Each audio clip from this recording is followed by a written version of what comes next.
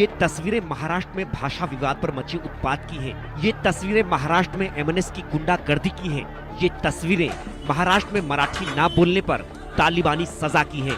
ये तस्वीरें लोकतांत्रिक व्यवस्था पर गुंडागर्दी के रूप में तमाचा है। इन तस्वीरों के सूत्रधार ठाकरे ब्रदर्स हैं। राज ठाकरे और उद्धव ठाकरे ने अपने उत्पाती कार्यकर्ताओं को खुली छूट दी है। जो मराठी ना बोले उसे ठोकने की, जो मराठी ना बोले उसे पीटने की, जो मराठी ना बोले उसे खुलेआम प्रताड़ित करने की। ठाकरे ने ऐसा कर कानून व्यवस्था को खुली चुनौती दी है। ठाकरे परिवार महाराष्ट्र को अपनी जागीर समझने की भूल कर बैठा है। महाराष्ट्र में ठाकरे की गुंडई के खिलाफ लगातार आवाजें उठ रही हैं। बॉम्बे हाईकोर्ट के 3 वकीलों ने की एफआईआर दर्ज करने की मांग। महाराष्ट्र के डीजीपी को चिट्ठी लिखकर की शिकायत। राज ठाकरे के भड़काऊ भाषण के खिलाफ की शिकायत। भड़काऊ भाषण के खिलाफ उच्च स्तरीय जांच की मांग। भड़काऊ बयानों के लिए ठाकरे पर एनएसए लगाने की मांग।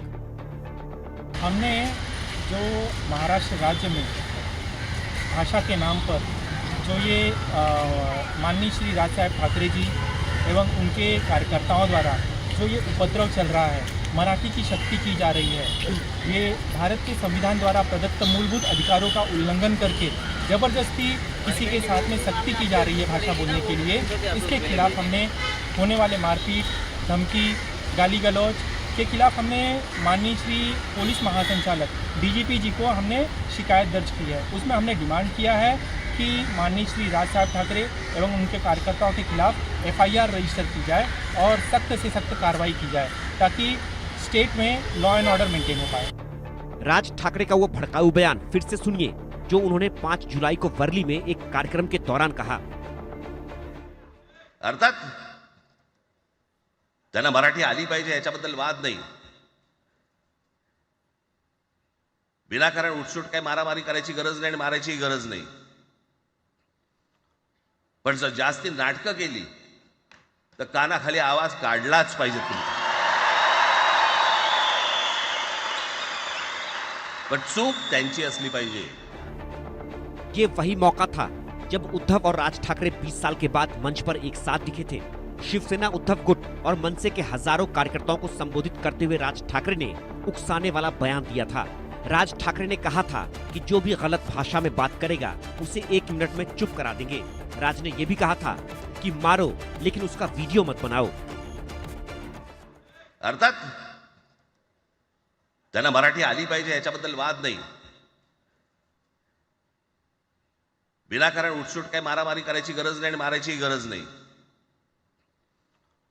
पण जर जास्ती नाटकं केली तर कानाखाली आवाज काढलाच पाहिजे तुम्ही, पण चूक त्यांची असली पाहिजे। राज ठाकरे के इस भड़काऊ बयान का नतीजा भी देखिए।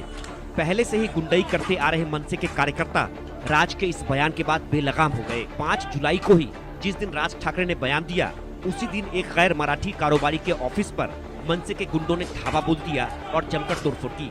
8 जुलाई को मनसे की गुंडागर्दी के खिलाफ मीरा रोड इलाके में व्यापारियों ने विरोध प्रदर्शन निकाला तो मनसे ने इसे मराठी अस्मिता से जोड़ते हुए बिना प्रशासन की अनुमति के प्रतिबंधित सड़क पर जवाबी रैली निकाली।